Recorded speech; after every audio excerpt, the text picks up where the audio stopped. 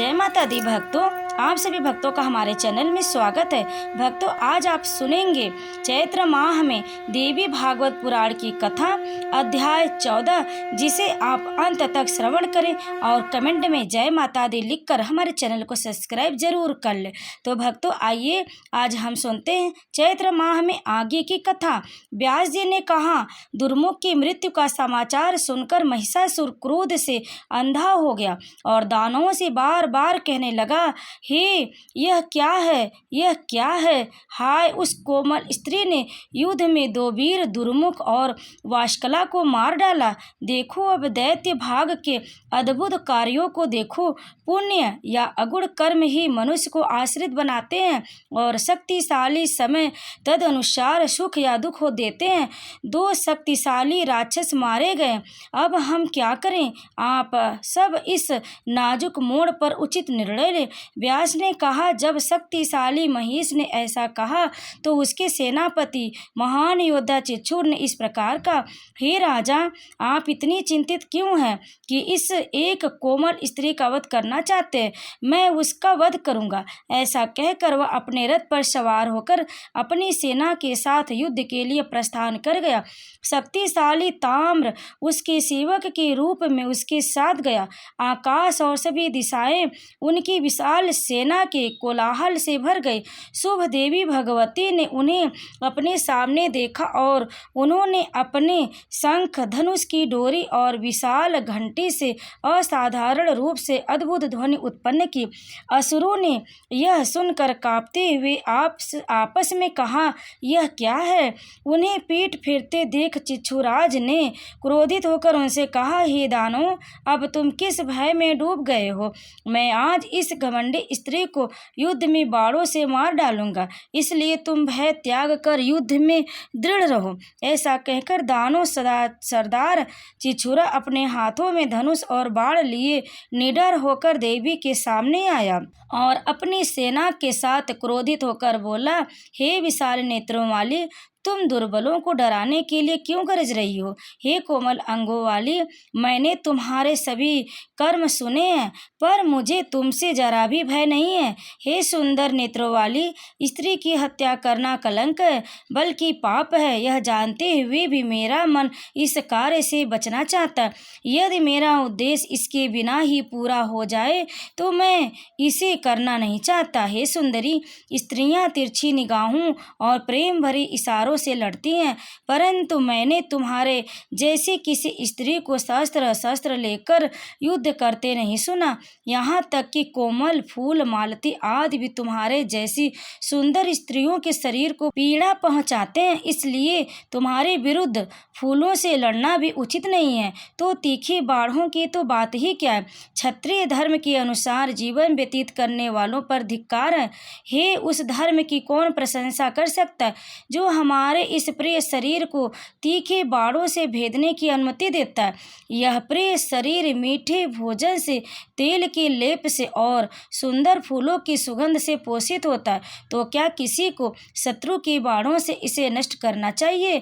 पुरुष अपने शरीर को बाणों से भेदते हैं और फिर धनवान हो जाते हैं। क्या यह संभव है कि धन बाद में सुख दे, जबकि उससे आरंभ में इतना कष्ट दिया। यदि ऐसा है भी तो उस धन पर धिक्कार है। हे सुंदरी, लगता है कि तुम बुद्धिमान नहीं हो। हे सुंदर, तुमने कामुक सुखों का आनंद लेने की बजाय युद्ध करने की इच्छा क्यों की। युद्ध में तुम्हें क्या गुण दिखाई देते हैं कि तुमने इसे चुना, जहाँ कुल्हाड़ियाँ और भालों की क्रिया, गदाओं से एक दूसरे पर प्रहार, नुकीले बाणों और हथियारों का प्रयोग होता है, और जहाँ मृत्यु आने पर सियार आकर मृत शरीरों को खाते हैं। इन सब में तुम्हें क्या गुण दिखाई देते हैं। केवल चालाक कवि इनकी प्रशंसा करते हैं। वे कहते हैं कि युद्ध में मरने वाले स्वर्ग में जाते हैं। हे सुंदर, ये बातें निसंदेह चापलूसी मात्र है। इसलिए हे श्रेष्ठ, जहाँ चाहो वहीं चली जाओ, या फिर देवताओं को सताने वाले इस राजा महिष को अपना पति स्वीकार कर लो। व्यास ने कहा, हे राजा, दानव चिच्छू ने ऐसा कहा तो देवी माँ ने उसे इस प्रकार संबोधित किया, हे मूर्ख, तू निरर्थक झूठे शब्द क्यों बोल रहा है। जैसे कोई विद्वान केवल शब्द ही बोल बोलता है? तू राजनीति, नैतिकता, तत्व मीमांसा का कुछ नहीं जानता। तू अनपढ़ और मूर्खों की सेवा करता है, अतः तू प्रथम श्रेणी का अनपढ़ है। तुझे राज्य कर्तव्यों का ज्ञान नहीं है। तू मेरे समक्ष क्या बोल रहा है? मैं उस महिषासुर को युद्ध में मार डालूंगी, उसके रक्त से धरती को मटमैला कर दूंगी। इस प्रकार अपने यश स्तंभ को दृढ़ता से स्थापित करूंगी और फिर प्रसन्नता पूर्वक अपने धाम जाऊंगी। निश्चय ही मैं उस अभिमानी दुष्ट राक्षस जो देवताओं को पीड़ा देता है का वध करूंगी। धीरज से युद्ध कर हे मूर्ख। यदि तू और महिषा और अधिक समय तक जीवित रहना चाहते हैं तो सभी दानवों के साथ पाताल लोक जा, और यदि तू मृत्यु को गले लगाना चाहता है तो तैयार हो जा और बिना किसी विलंब के युद्ध कर। मैं तुझ सबको मार डालूंगा और यही मेरा दृढ़ संकल्प है। व्यास ने कहा, हे राजा, देवी के वचन सुनकर दानव अपने बल पर घमंड करते हुए उन पर बाणों की बौछार करने लगा, मानो उन पर एक और वर्षा टूट पड़ी हो। देवी ने उन बाणों को काट डाला। उन्होंने अपने तीखे बाणों से उसके टुकड़े टुकड़े कर दिए और उस पर विषैले सांपों के समान भयानक बाण चलाए। तब उनका युद्ध जनता के लिए विस्मयकारी हो गया। फिर देवी माँ ने अपनी गदा से उस पर इतना प्रहार किया कि वह अपने रथ से गिर गया। गदा से घायल वह दुष्ट राक्षस 2 मुहूर्त तक अपने रथ के पास पर्वत की तरह स्थित पड़ा रहा। शत्रुओं को सताने वाले ताम्र ने उसे इस प्रकार देखकर अपना संतुलन खो दिया और चंडिका से युद्ध करने के लिए आगे बढ़ गया।